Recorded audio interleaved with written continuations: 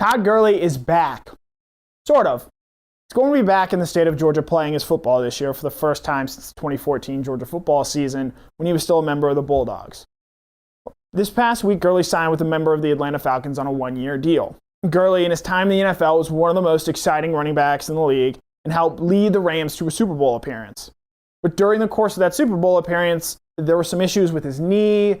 He wasn't quite the same player he used to be, and in this past season, he posted the lowest rushing total of his career. The Rams owed him a lot of money, over $60 million, in the 4-year deal he signed before the 2018 season, and the Rams decided to part ways with him. Gurley very quickly snapped up with the Falcons, and the move drew instant excitement from both Atlanta fans and Georgia fans alike. The Falcons have a need at running back, and there's a chance that Gurley could really emerge as a star here.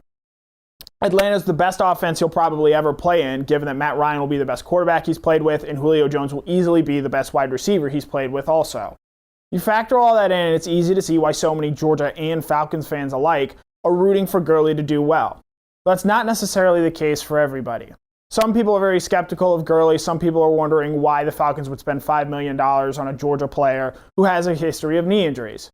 But I'm here to tell you that anyone that is out there poo-pooing the Gurley signing or shooting it down or saying it's not that big of a deal or that it doesn't matter or that the Falcons are still losers anyway, I'm here to tell you that you're a hater and you're anti-fun.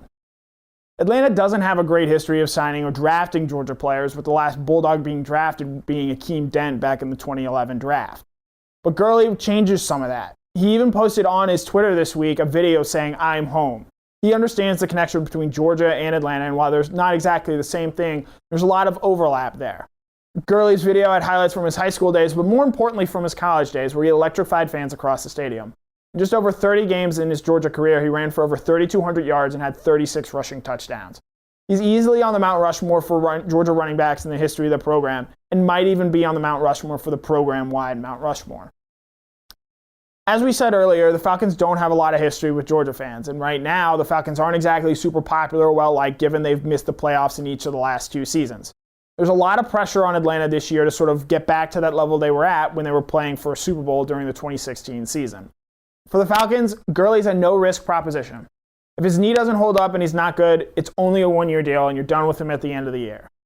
But if he works out and he looks anything like the Gurley that won the 2017 NFL Offensive Player of the Year or was a 3-time All-Pro, it's a win for the Falcons, and it probably pushes them closer to the playoffs.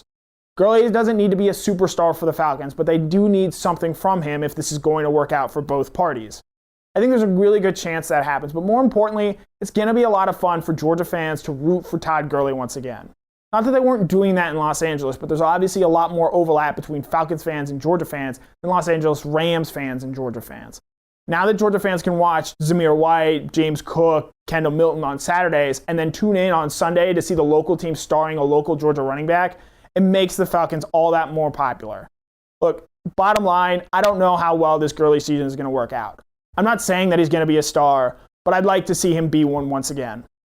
But the fact that the Falcons are willing to recognize that Gurley brings off-field value and potential on-field production, I think says a lot about why people are now excited to watch Gurley again in a Falcons uniform. We don't know how this whole thing is going to end up, but I feel pretty comfortable and confident saying that the Gurley era in Atlanta is going to be a whole lot of fun for Georgia and Atlanta Falcons fans together. For Dog Nation, I'm Connor Riley. For more Dog Nation videos, check out youtube.com/DogNation.